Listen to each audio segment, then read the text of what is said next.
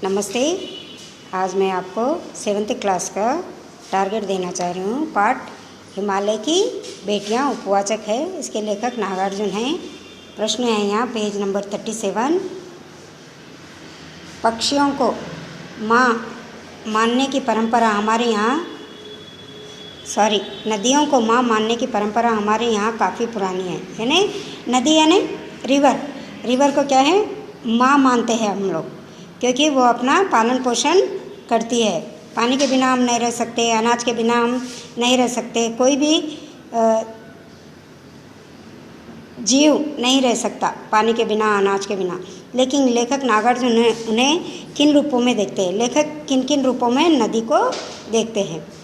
सामान्य तौर पर तो नदियों को माँ ही मानते हैं। सामान्य तौर पर लेखक क्या है, माँ मानते हैं। किसको? नदी को। पर लेखक नागार्जुन ने संभ्रांत महिला व दादी, मौसी और मामी के रूप में देखते हैं। तो लेखक यहाँ पर क्या है, संभ्रांत महिला, यानी उनके विचार में नदी को वो दादी, मौसी और मामी के रूप में देखते हैं। दादी यानी ग्रैंड मदर, मौसी यानी आंटी, माँ की बहन, और मामी यानी मामा, यानी अपने माँ के भाई की पत्नी। वे उन्हें हिमालय की बेटियों के रूप में भी देखते हैं। लेखक क्या है, हिमालय पिता है और नदियाँ बेटियाँ हैं, इसके रूप में भी वो देखते हैं लेखक। दूसरा प्रश्न है, सिंधु और ब्रह्मपुत्र की क्या विशेषता बताई गई है? सिंधु और ब्रह्मपुत्र के बारे में यह बताया गया कि दयालु हिमालय के पिघले हुए दिल की एक पेज नंबर 38।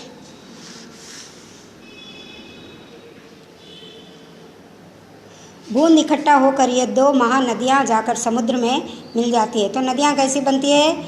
बारीक धारा निकलती है। धारा यानी ऐसी पतली धारा निकल के फिर वो मैदानों में जाके फैल जाती है, नदी का रूप लेती है। फिर ये नदियाँ पूरे मिलके समुद्र में चली जाती है, समुद्र में मिल जाती है।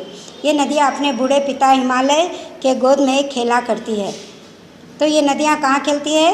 हिमालय की गोदी में। हिमालय कौन है? नदियों के पिता है, फादर है, उनके गोद में ये खेला करती है और स्वच्छंद महसूस करती है और अपने आप को सुरक्षित महसूस करती है, ऐसा कवि लेखक का कहना है। और लेखक इनको बेटी हिमालय को ससुर एवं समुद्र को दामाद मानते हैं।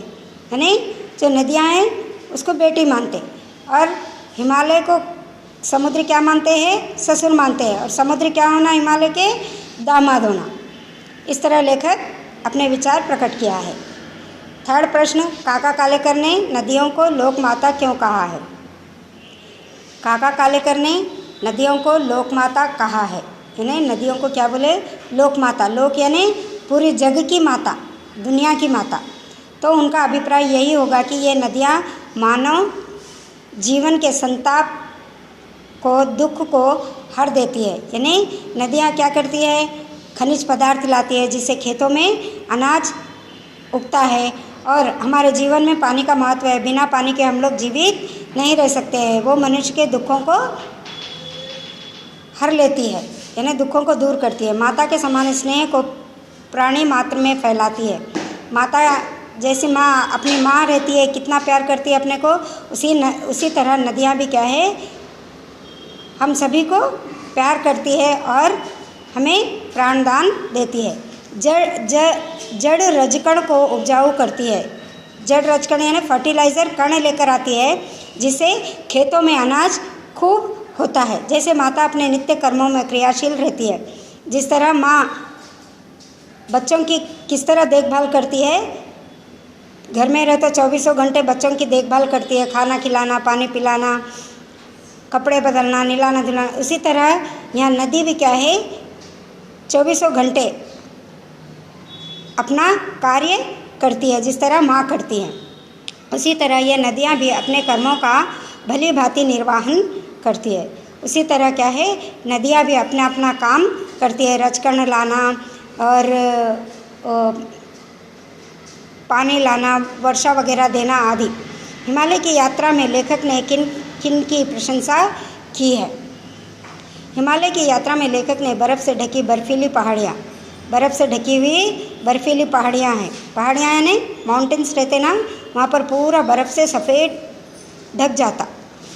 छोटे छोटे पौधों से भरी घाटियाँ, छोटे छोटे जो झाड़ रहते, प्लांट्स रहते, वो पूरे क्या है, बर्फ़ उसके ऊपर जम जाता है। छोटे मोटे निवास यानी छोटे मोटे जो छोटे छोटे घर रहते हैं, वहाँ पर जो लोग रहते हैं, बाग बगीचे जो गार्डन्स रहते हैं, विभिन्न जंगल इत्यादि की बुरी बुरी प्रशंसा की है। तो वहाँ पर जो बर्फीले पहाड़ियाँ हैं, छोटे छोटे प्लांट्स हैं और छोटे छोटे जो वहाँ पर लोग रहते हैं दूर दूर पर, और जो गार्डन्स है और जंगल है, इनकी क्या है, लेखक ने बहुत अच्छी तरह प्रशंसा की है। तो इस तरह हम देखते हैं कि लेखक किस तरह अपने विचारों को प्रकट किया है, किसके माध्यम से, नदियों के माध्यम से, वहाँ की प्रकृति के माध्यम से। धन्यवाद। ये आप लोग टारगेट में लर्न करके लिखना। धन्यवाद।